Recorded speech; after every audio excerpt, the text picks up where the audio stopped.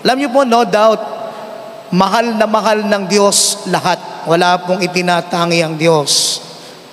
Makasalanan, mahirap, makasalanan o banal, mayaman o mahirap, ano man ang estado sa buhay, mahal ng Diyos ang lahat ng tao. Siyang tatanungin, ayaw niya ni isa na mapahamak. God wills all men to be saved, sabi po ni San Pablo sa kanyang sulat kay Timoteo. Gusto ng Diyos mapabuti ang lahat. Pero hindi po natin maikakaila na sa banal na kasulatan, bagamat mahal niya ang lahat ng tao, pero merong espesyal na pagmamahal ng Diyos sa mga maliliit. The anawim of God, the little ones of God. Ang tawag ng mga theologian dun preferential love for the poor, yan, for the little ones, for the anawim. Iba po ang malasakit ng Diyos sa mga maliliit. Yung ebanghelyo kahapon, kung nagsimba po kayo, nakita natin kung paanong hinangaan ni Jesus yung isang senturyon dahil nagdalang habag siya dun sa kanyang alipin, na kung babalikan natin nung panahon ni Jesus, hindi na sana niya ginawa. Pero nagdalang habag siya na sa awa niya, sa pagmamahal niya dun sa alipin, na nung panahon ni Jesus, yung mga alipin po'y hindi talaga, walang karapatan whatsoever. Binibili lang sa palengke, ni hindi pinakakain.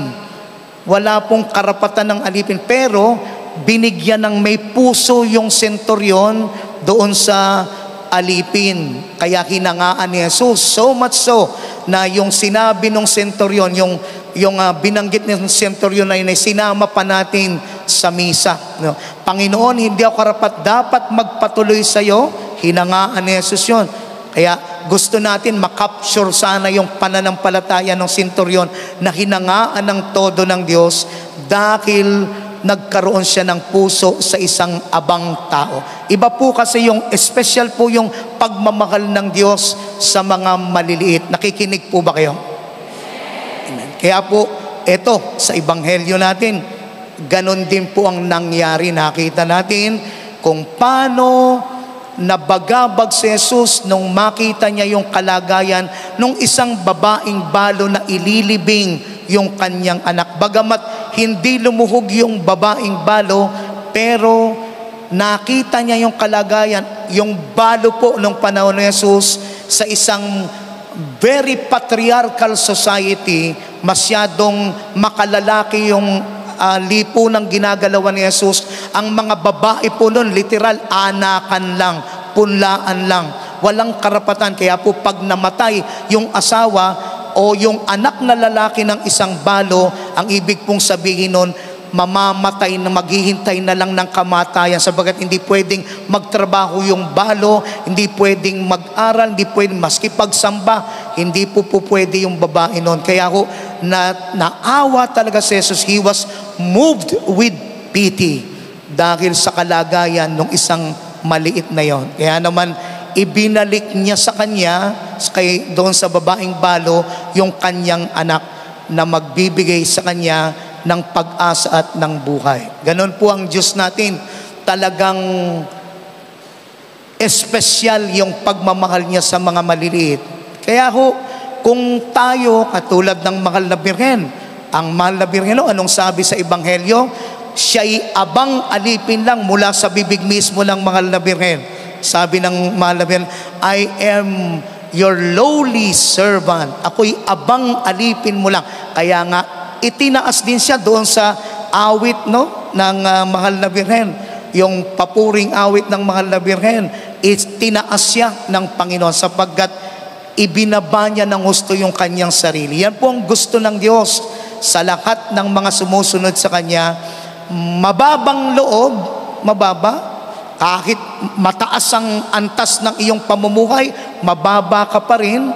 At hindi lang mababa, kundi may puso tayo dapat sa mga maliliit at mga anawim, mga paborito ng Diyos. Yan nga po ang gusto kong bigyan ng diin sa atin. Kasi kung tayo katulad ng mahal na Birinit, totoong tagasunod ni Jesus, dapat sana tayo rin katulad ni Jesus, mayroon pang pakiramdam, lalo na sa mga maliliit at nangangailangan.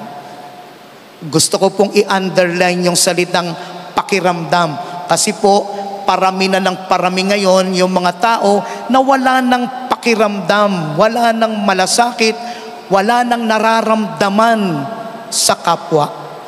So much so na binigyang diin po ng ating Santo Papa, si Pope Francis, sabi niya, there is now this globalization of indifference.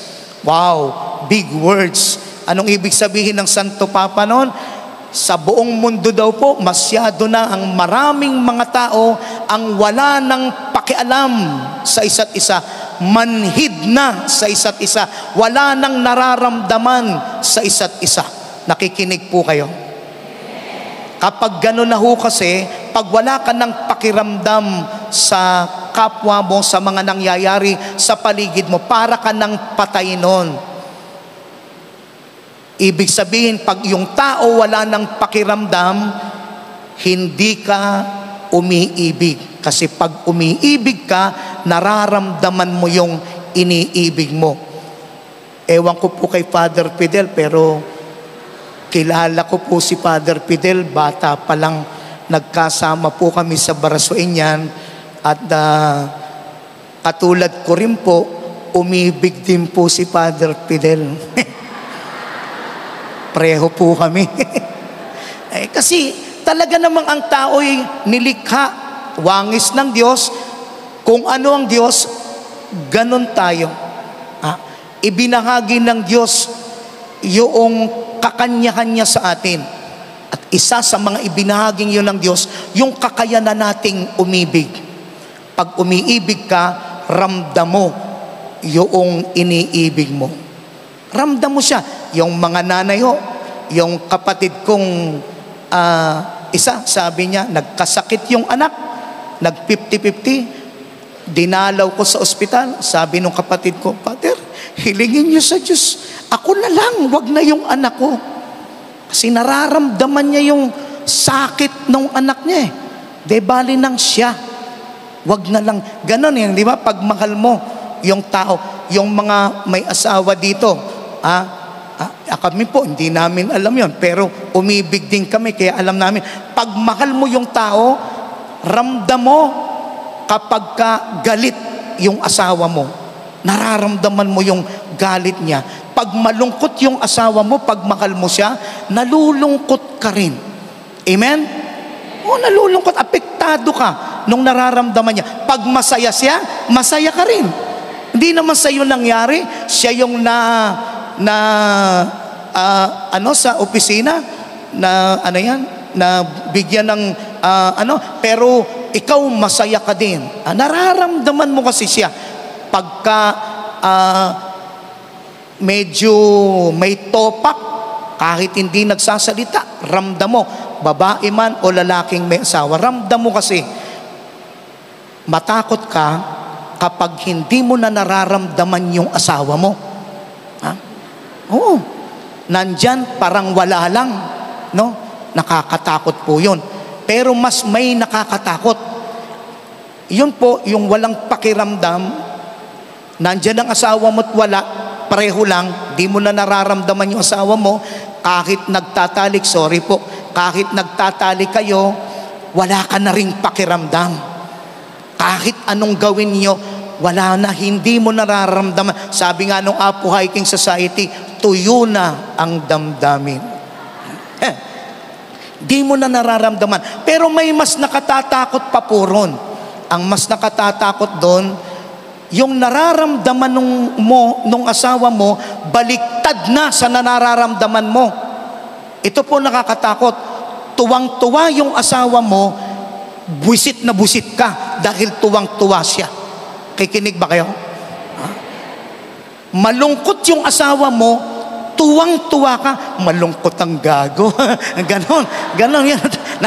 Nakakatakot na po yun kasi hindi lang wala na siyang puwang sa puso mo, kundi galit na po yun eh. Ha?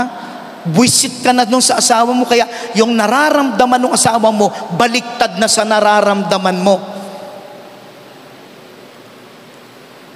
Kasi pagka umiibig ka, nararamdaman mo yung nararamdaman. Ito po ang kinatatakot ng Santo Papa. Sabi ng Santo Papa nung nagpunta rito, we already lost, this generation already lost the ability to cry. Hindi na natin kayang umiyak, sabi ng ating Santo Papa. Anong ibig sabihin niya? Wala na tayong, we cannot anymore feel the other. We lost the ability to feel with the others, the other people, the other around us. Nakalimutan na wala na sa maraming tao na maramdaman yung isa't isa. Yun po ang nakatatakot. Kasi kung totoo yung sinasabi ng Santo Papang, ito'y laganap na sa buong mundo, maski rito po sa atin sa Pilipinas, pag hindi mo na nararamdaman ang kapwa mo, wala ka ng malasakit sa kanya, pabagsak na po ang ating lipunan.